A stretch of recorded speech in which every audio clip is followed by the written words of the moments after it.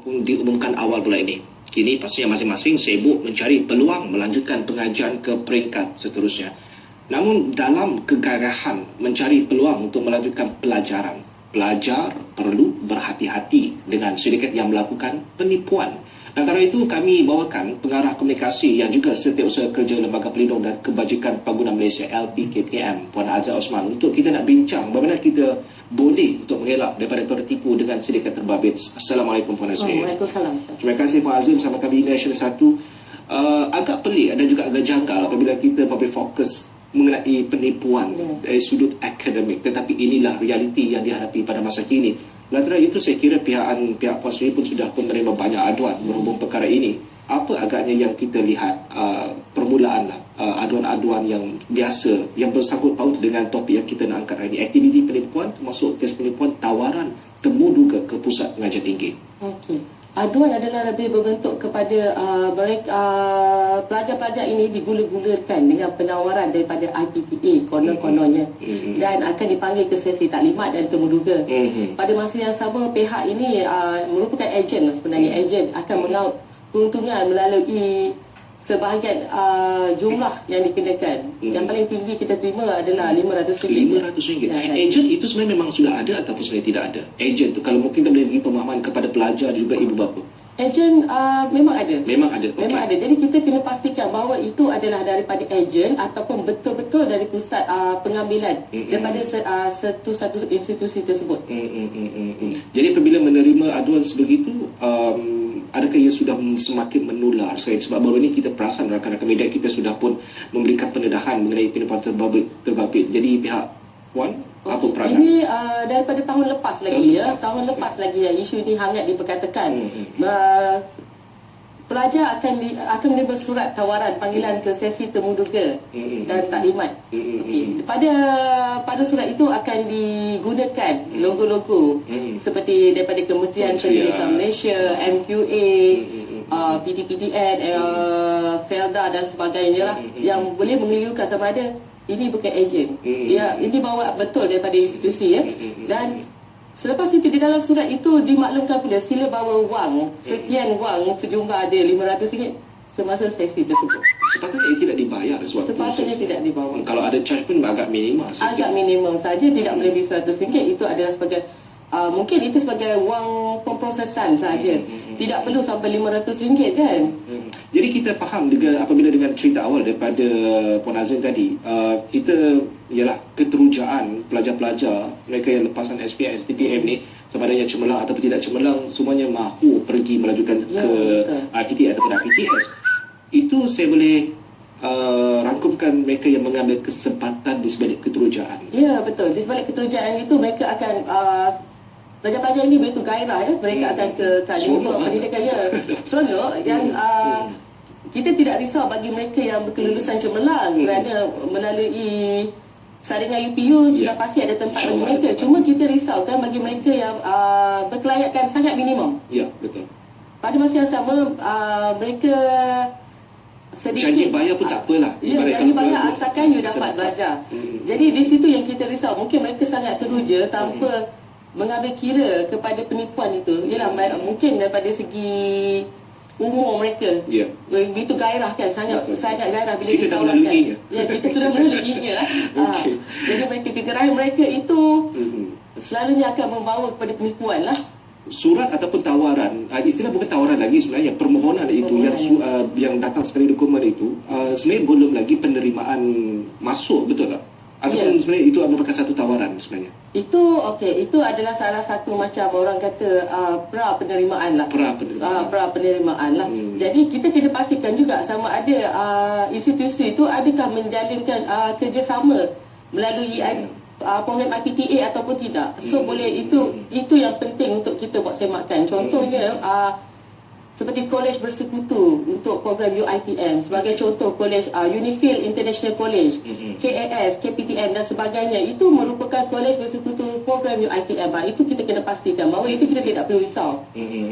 Jadi halnya di sini saya kira kesedaran dan pendedahan daripada mana-mana pihak ataupun kesedaran daripada ibu bapa itu seharusnya ataupun sememangnya kena dah ada dah maklumat yang tepat, rujukan yang betul sudah perlu ada.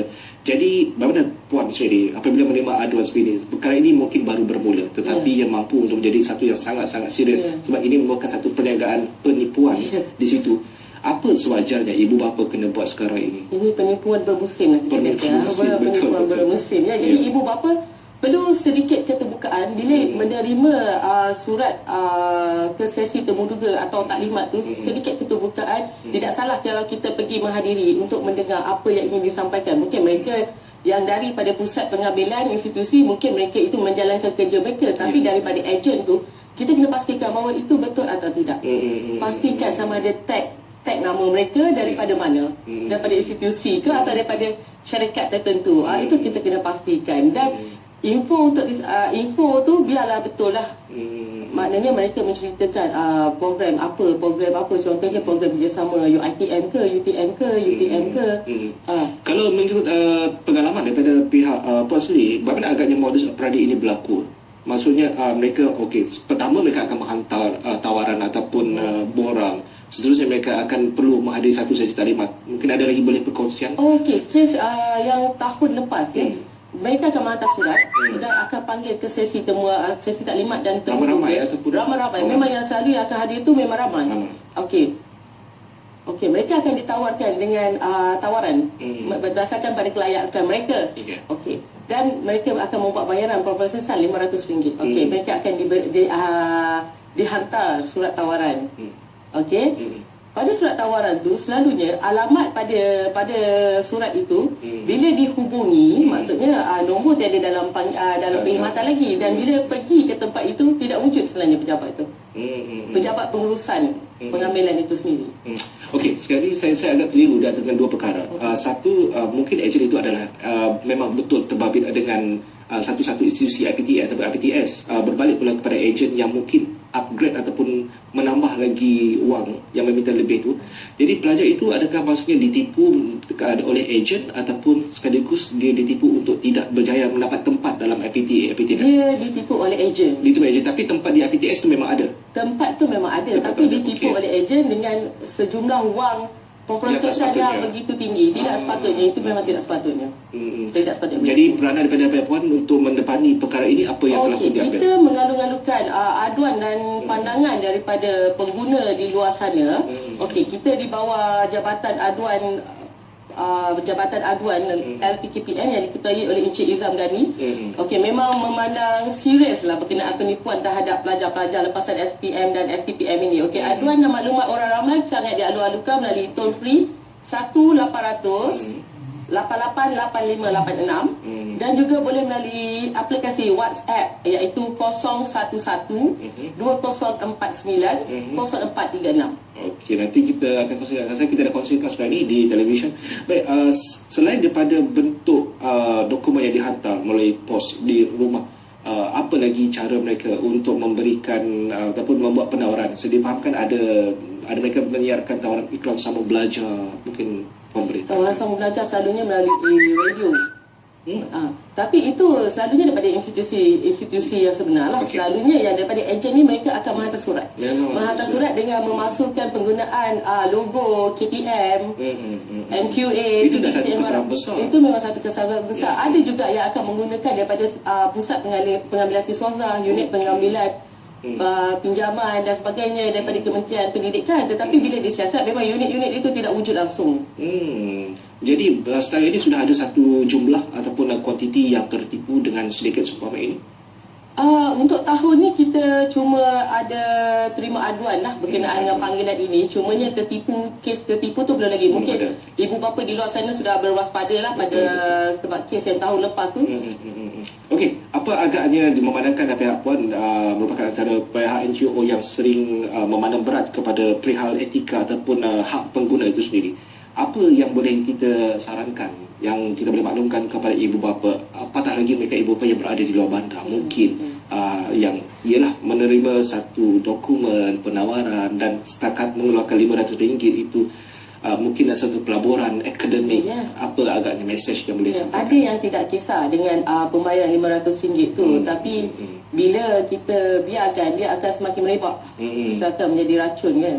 Jadi kita, ibu bapa, itulah patutnya lebih sedikit keterbukaan untuk melawati laman-laman sesawang yang untuk mendapat kesahihan maklumat berkenaan dengan tawaran belajar ini. Kalau tidak, mereka boleh pergi ke mana? Kalau kata mereka di luar mana, kalau mungkin mereka agak buta IT sedikit, Okey, mereka boleh terus menghubungilah. Yang telefon tadi tu lah. Ya, yang telefon tadi lah, untuk mendapatkan sedikit info. Jadi setakat ini, tindakan langkah yang diambil oleh pihak LPKPM ini untuk memantau dan juga untuk apabila menerima satu-satu aduan, apa langkah-langkah yang telah pun dah diambil? Kita akan sentiasa lah. Okey, kita akan sentiasa memantau penipuan ini dengan cara mendapat info daripada pelajar-pelajar lepasan ni. Kami akan pergi ke institusi-institusi yang berkaitan untuk mendapatkan bagaimana cara mereka untuk mendapatkan cara mereka untuk mengadakan program untuk lepasan SPM ini, sama ada mereka melalui ejen ataupun daripada pusat pengambilan mereka sendiri. Okey, kita melihat dari segi aspek pelajar itu sendiri, sebenarnya bila kita menyentuh perihal tipu ejen yang datang menipu di situ, apa yang sepatutnya pelajar itu kena buat? Sebabnya mereka sudah membuat permohonan menerusi laman online begitu. Bagaimana agaknya untuk mereka memastikan bahawa peranan mereka itu sendiri, kita tidak boleh berharap kepada ibu bapa itu saja. Peranan daripada pelajar. Pelajar seharusnya semasa pergi ke sesi tersebut, perhatikan bahawa mereka ada tak mempunyai tag nama, daripada mana. Selalunya ejen dia tidak akan ada menggunakan tag, melainkan mereka daripada institusi memang akan ada memakai tag itu sendiri. Tag dan juga mereka daripada institusi lah. Dan juga pastikan mereka bercerita tentang apa daripada segi yuran pengajian atau apa. Kita tak nak ada isu yang yuran-yuran tersembunyi pada mereka bila mereka dah meneruskan pelajaran. Kita tak nak ada isu-isu bayaran yang disembunyikan. Jadi you nak untuk meramaikan pemohon itu, you janjikan bayar 500 saja. Bayangkan kalau seorang bayar 500, kalau dia mendapat dalam sekitar 50 orang. Ya, satu hari itu sudah berapa? Agak lumayan untuk mereka.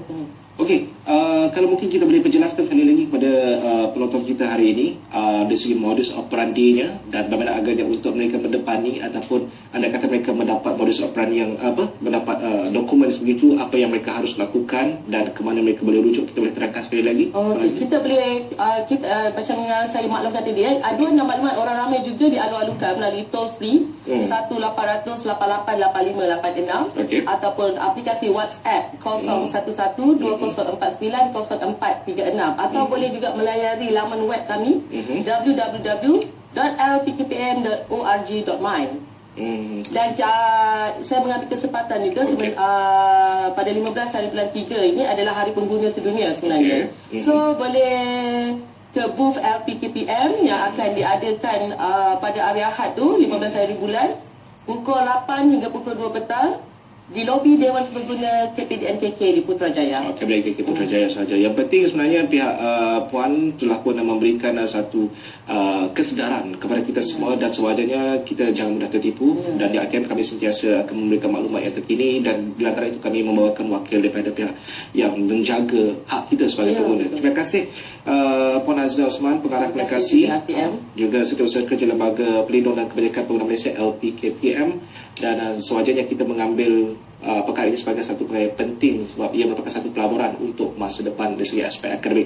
Baik, kita beralih pula kepada perkembangan berita ini. Yang di Pertuan Agong Tuanku Abdul Halim Muazzam Shah dan Raja Pemasud Agong Tuanku Haji Aminah malam tadi berkenan berangkat ke Majlis Santapan Malam sempena mesyuarat Majlis Raja-Raja Melayu kali ke-237 di Istana Negara. Turut hadir yang di Pertuan Negeri Pulau Pinang Tun Abdul Rahman Abbas, yang di Pertuan Negeri Melaka Tun Muhammad Khalil Yaakob, yang di Pertuan Negeri Sabah Tun Johar Mahiruddin dan yang di Pertuan Negeri Sarawak Tun Abdul Tai Mahmud. Majlis turut dihadiri Perdana Menteri Datuk Seri Najib Tun Razak bersama isteri Datin Seri Rosmah Mansor, di mana Perdana Menteri Tan Sri Muhyiddin Yassin, Menteri-Menteri Besar, Ketua-Ketua Menteri serta isteri. Tuanku Abdul Halim dijadual berangkat menghadiri hari kedua mesyuarat itu. Mesyuarat Majlis Raja-Raja dipengerusikan Sultan Perak Sultan Dr. Nazrin Shah.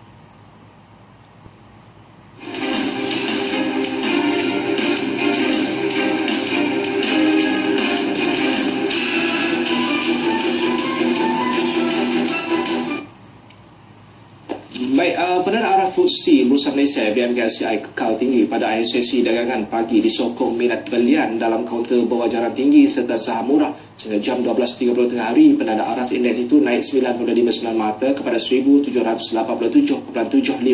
Sentimen pasaran positif dengan kaunter untung mengatasi kaunter rugi pada 441 berbanding 263, manakala 300 lagi kaunter tidak berubah. Antara saham aktif, Etitech naik 1 sen kepada 12 sen, Zinghe dan Ijenko rata masing-masing pada 13 sen dan 7.5 sen saham yang mencatat keuntungan tertinggi.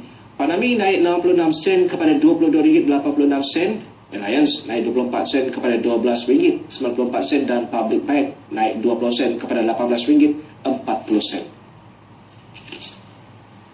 Baik, ringgit melonjak lebih tinggi berbanding dolar Amerika hari ini selepas bank negara